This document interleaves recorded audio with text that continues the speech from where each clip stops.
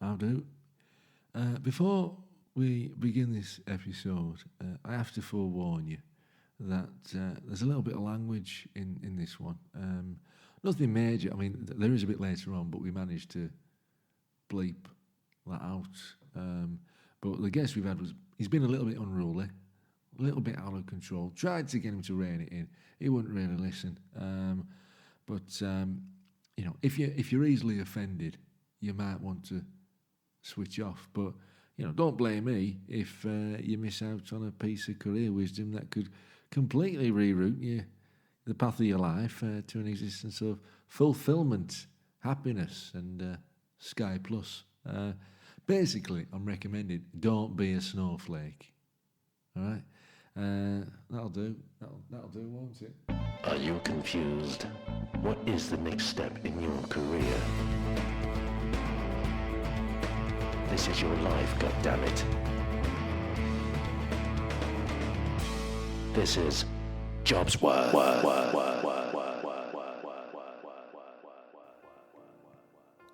Hello and welcome to Jobsworth, the show dedicated to helping you get the job that you're worth. I'm Kevin Dunn, a professional careers advisor, unfortunately.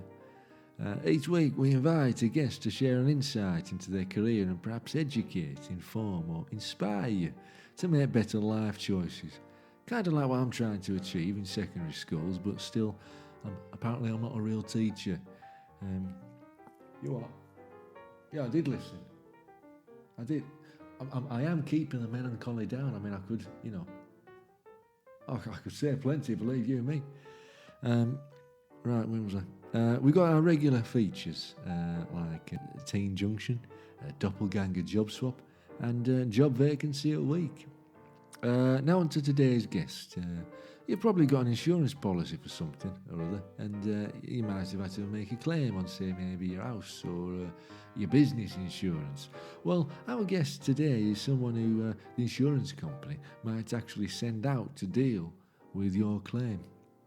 He calls himself an insurance juggernaut and professional. Am I reading that right here? Professional bastard, yes. Today's guest is an insurance loss adjuster, Nigel Peregrine.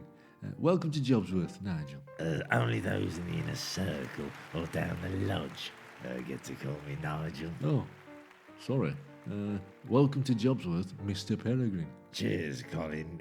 You might want to forewarn your listeners, though. This is going to get pretty shitting extreme, yeah? The shocking truths of the dark underworld of the insurance game. It's all right, there's only about 4 of them. Let's get down to it, right? So last year, I crapped my toilet after a drunken outburst following the 4-year anniversary of my wife leaving me for another woman. And basically, why didn't I get a new bathroom suite? Well, did you get a new pan? I did. So what's the problem then? Well, I was told by a blog that... Oh, here we go. Everyone's an expert in the insurance game. Well, it was just a passing comment at the urinal down the Labour Club. My old man, he told me that any conversation at urinal should be made with strict eye contact. Firstly, to ensure that the other bloke does not take a sneaky peek at your little fella. And secondly, to show the other bloke that you are definitely not taking a sneaky peek at his. Right. Well, I'll bear that in mind. So, the loo. Let me break it down for you. Do you drive? I do. Right. So imagine you clip your ring mirror. I did do that, actually. Right. So I assumed you replaced your entire bloody car then. Well, no. Exactly. You replaced the damaged parts, the mirror. Well, first I fled the scene and kept a low profile. I clipped a cyclist, see, and I don't think he got me reg. Right. Oh, it's okay, it was still moving. To be fair, it was his fault, because he'd been a lot more agile on the thing if he'd have asked his old man to take the stabilisers off, So back to your bathroom. You got the pan fixed, and you're in the same position as before. Right, you see, well, my new loo is white, and the rest of my bathroom suite is a lovely shade of avocado. Let me guess. You ever read the policy wording, have you? Oh yeah, that's the policy wording. That's the small print, isn't it? That you so you don't have to pay. How dare you? Well, yeah, sometimes. Only sometimes. So what exactly does a loss adjuster do? I mean, how does it work? So the insurance company have claims handlers, right? Crumb-covered keyboard cretins who don't know their skirting board from their coving. Sometimes they need to send in a man out in the field. Right. An elite specialist. The adjuster's job is to infiltrate the scene of the claim, get shit sorted, and make sure the customer doesn't take the piss, because they try. Right. But contrary to popular bollocks, we're not there to keep costs down. We just give customers what they're entitled to, within the limits of the policy they've paid for. That don't mean that I don't get immense pleasure from turning claims down. I am a bit of an horrible bastard. You say that, but I heard you helped an old couple who were victims of racism. I did what any loss adjuster would do. I adjusted the claim, and the faces of the horrible shitsticks who were being out of order. You're a hero. Not a hero, Kev. A loss adjuster.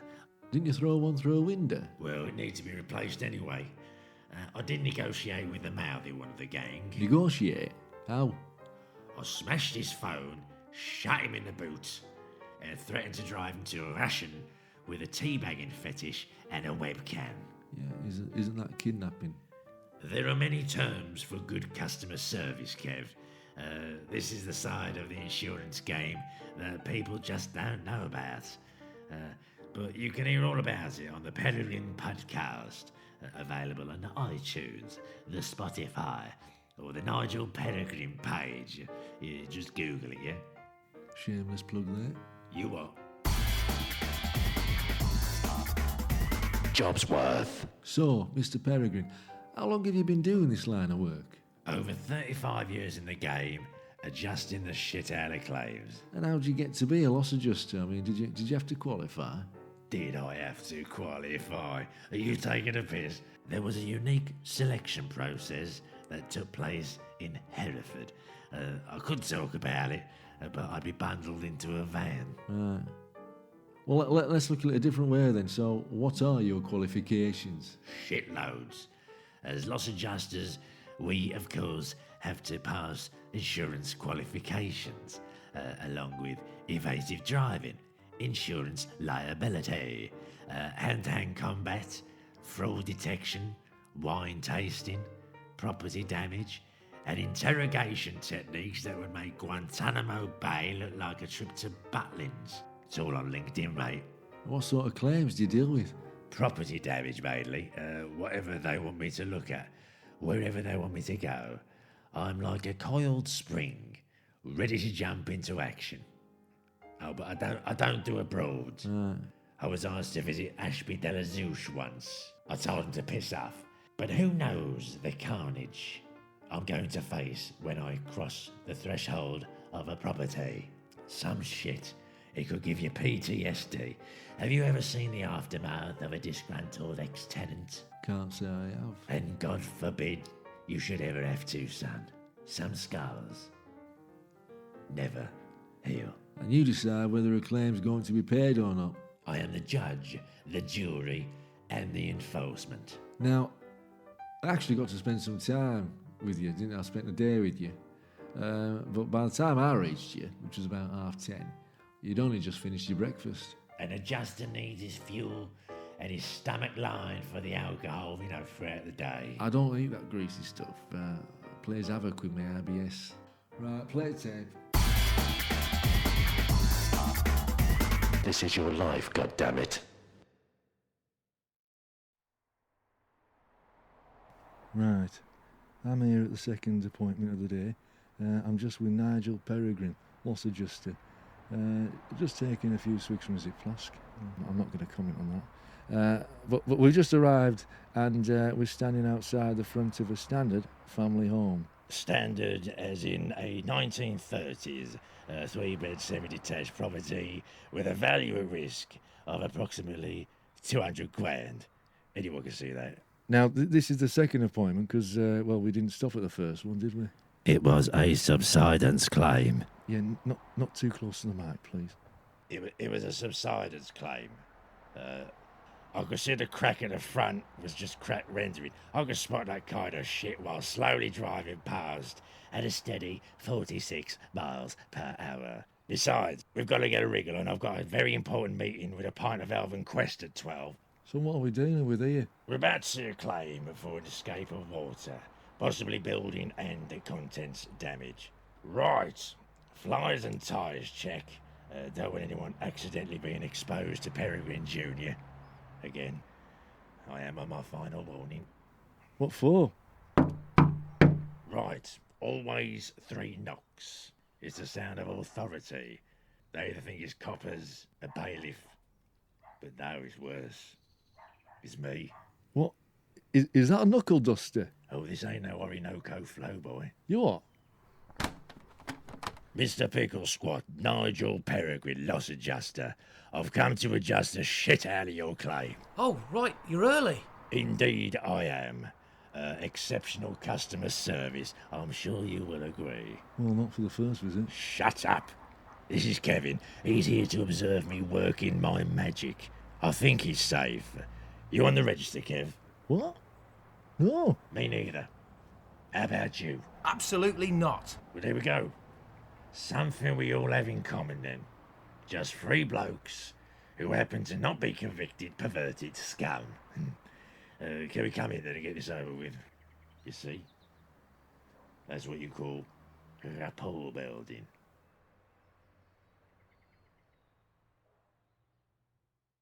Like I say, you're early. I wasn't expecting you so soon, so I'm not really ready for you. It's all right, we won't piss about, and we won't have a cuppa. I didn't offer you one. Yeah, actually, I wouldn't mind one. You got one going. Come on, Kev, look at the state of it. Excuse me? And you've took your shoes off. Who's this then? My daughter, Ruby. What's your name? That's personal data that I won't be divulging under GDPR. It's Mr Peregrine, sweetheart. Would you like to see him when he jabble? Where is it? In there, is it? In a cage? No. Do you know what incarceration means? Go and Google it. Go on. That's it. Good girl. Go on. You might want to get the autobiography by Terry Waite. Christmas. It's a good read. Look, can you come back later? No, we can't. A very important meeting this afternoon, see?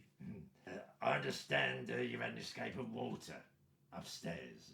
Let's just have a quick look. It's not convenient right now. Oh, I get you. Put some clothes on, Mrs. Pickle Squib. I have no inclination to admire the beauty of your wife's naked body. She's at work. Especially as I've seen the state of that family portrait over there. Can you hear running water from upstairs?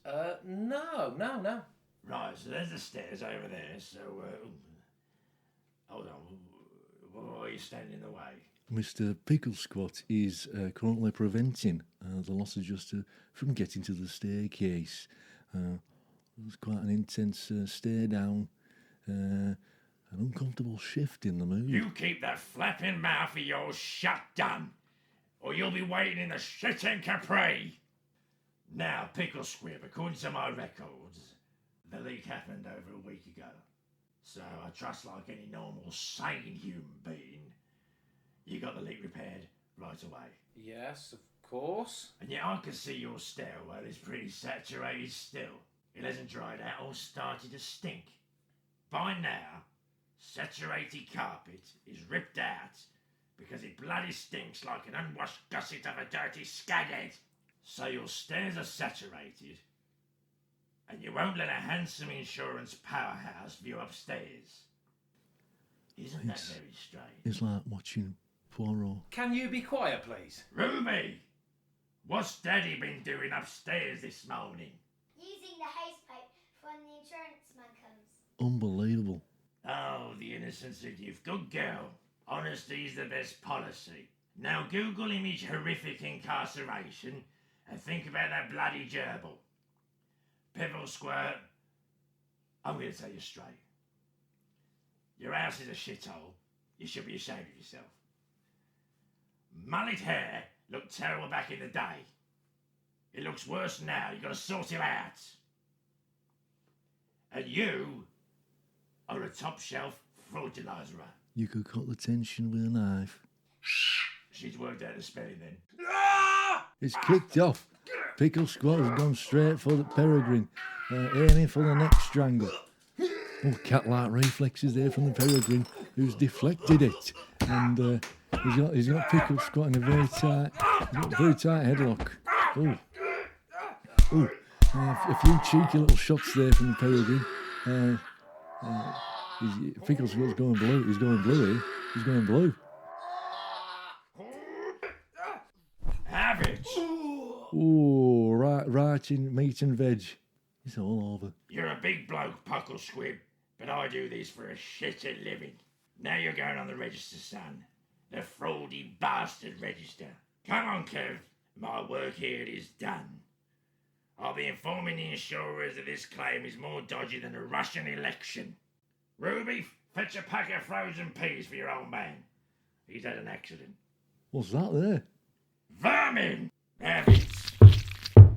Here, paddle squawk. You got a vermin problem. That's not covered on your policy either. Actually, is that in gerbil? Well, that should be kept in a cage, really, shouldn't it? Good job I kept my shoes on. No one likes a soggy silk, do they? This is your life, goddammit. A fascinating insight there into the insurance industry that, to be honest, I had no idea it could be like that. Who knows the carnage we can face Yeah, when you cross the threshold of the property, you've already said. Right. We're going to go to phones now, as a caller gets in touch to ask our guest a question. Have we? We have. Right. We got someone. Right. Hello, caller. Who's that? Hello. This is Jones.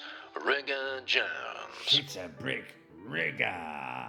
Do you know each other? Yeah, we both work for the same firm. Bloody good bloke. Well, the fact we've got someone you know, that's not what we're trying to achieve. Really, I've been trying to get hold of you, but your phone's been off. I know, I'm recording this podcast, aren't I?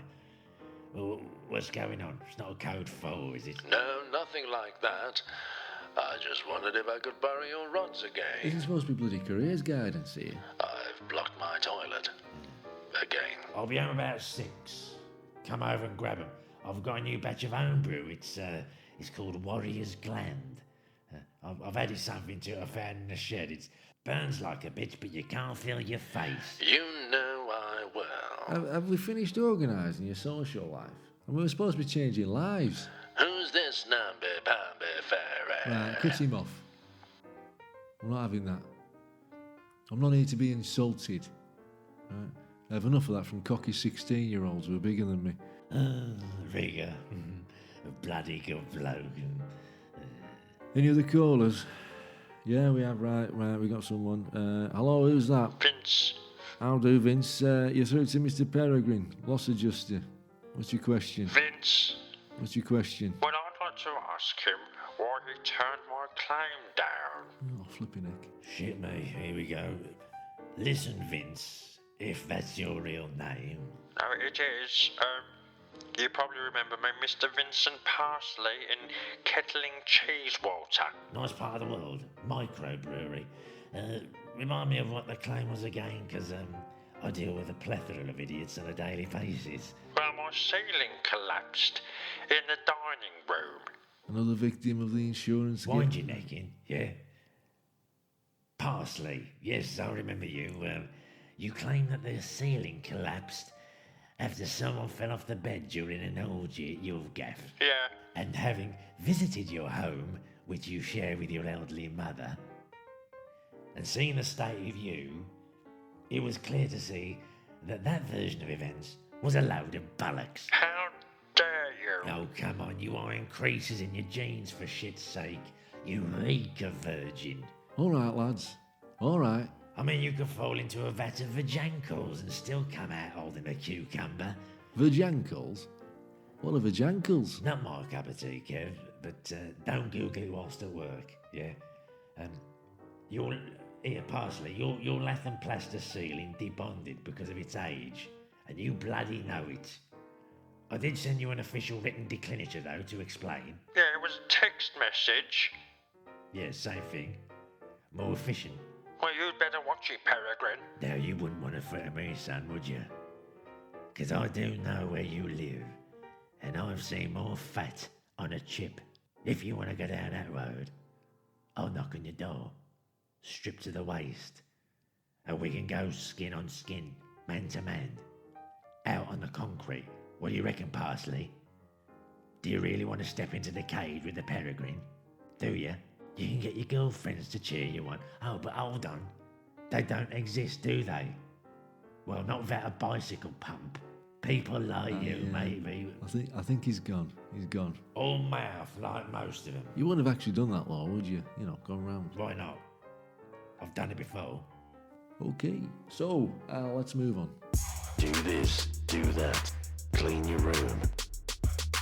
One of these magazines. Forget about your acne, get your life on track. It's Teen Junction. It's the part of the show where we have a teenager seeking my expertise in career guidance in the hope that for the first time ever, one might actually take a bit of notice of what I've got to say.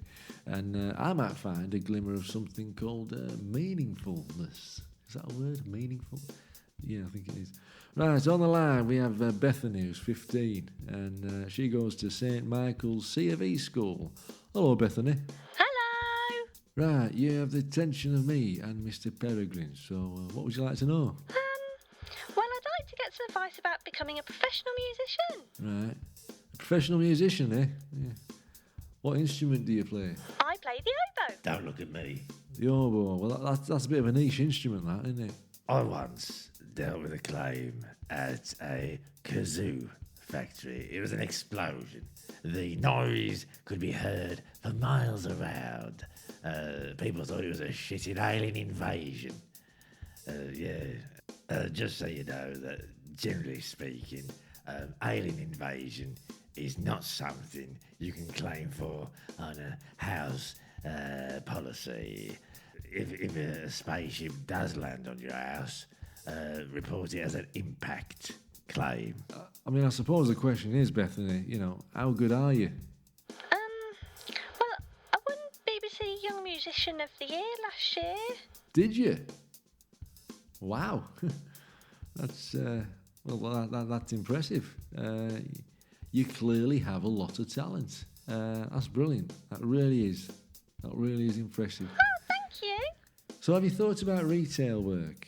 Or starting an insurance call centre. They take anyone on these days. Literally, seriously, they just take anyone. Literally. Anyone. Can you sign your name? Oh, you got a job. There you are, Bethany. So maybe a future in retail, maybe an insurance call centre. You know, the world's your oyster. I hope that helps, Bethany. And as always, don't be a careers advisor, because it's crap. Play a jingle. I really think they made a difference there, you know. I think we did well there. Forget about your acne, get your life on track. It's Teen Junction. It's time for Doppelganger Jobswap. When your name is the same, you're a doppelganger. This is Doppelganger Jobswap. Two people, same name, swapping jobs for a week. Let's see how they did. Mr Peregrine, you ever wanted to swap jobs with someone? Fair enough. So on the line we have Terry Duckwither, a long-distance lorry driver from Exeter, and Terence Duckwither, a librarian from Royal Tunbridge Wells. Hello, gentlemen. Welcome to the show. Good afternoon. Hello. Whoa. Oh. I'm not sure if I heard right there, but if I did, we're going to have to bleep that out. Have we got a bleep? No. We've got to find something suitable. We'll add it in the edit. It's all right. I'll remain professional. I'm remaining professional. Radio 4, please take note. let's just gloss over it and move on. So let's start with Terence.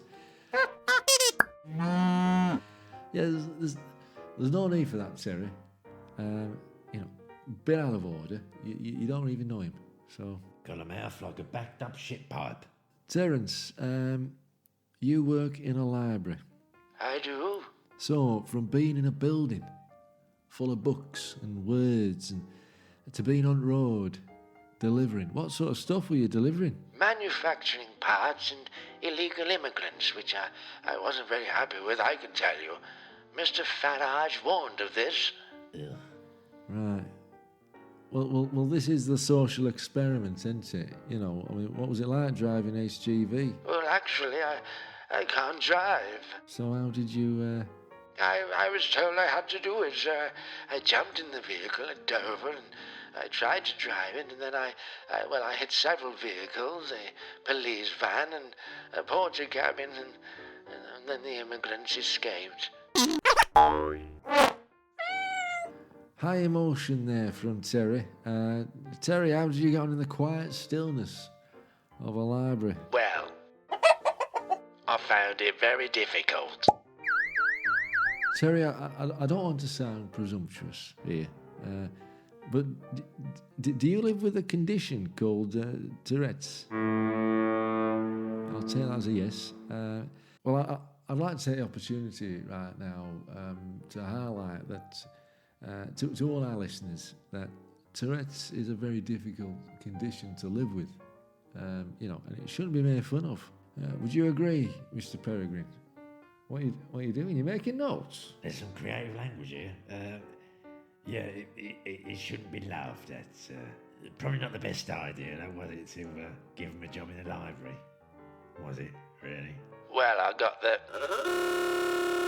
sack. Oh, well, under the terms of the contract, that means that Mr. T. Duckwither's contract of employment has been terminated and there's now a vacancy at the library in Royal Tunbridge Wells. Excuse me? Why, you bloody...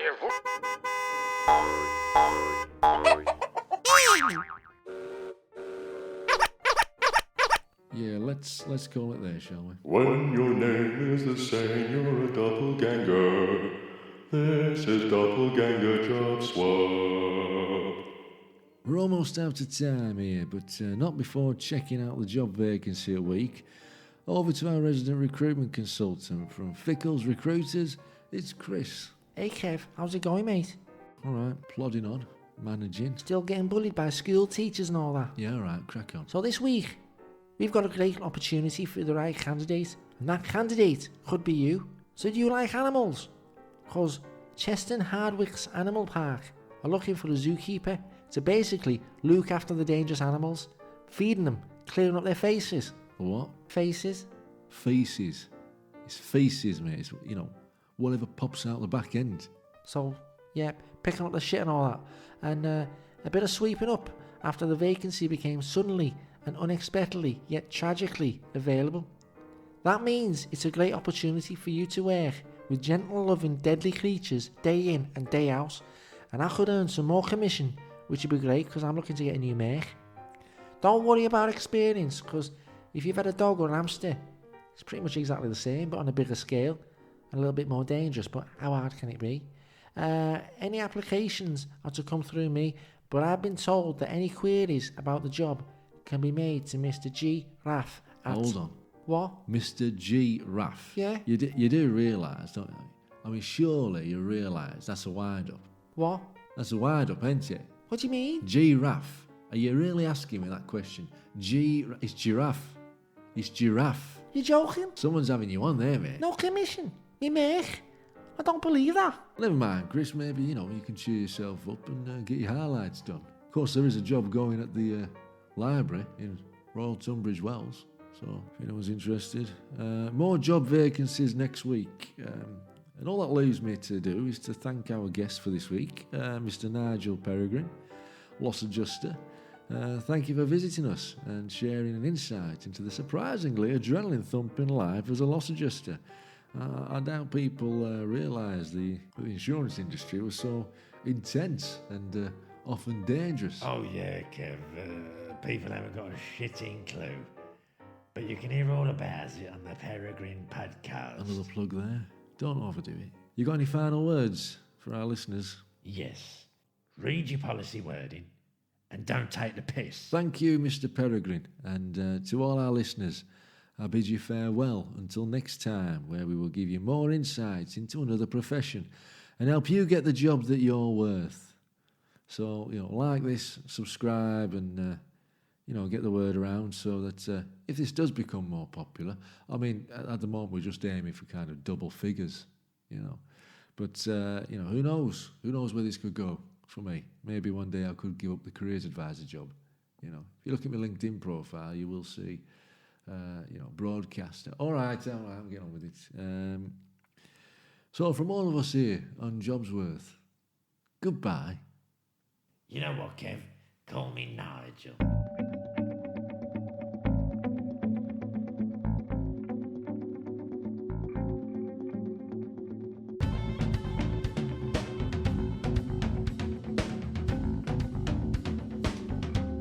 Nice to be in orbit.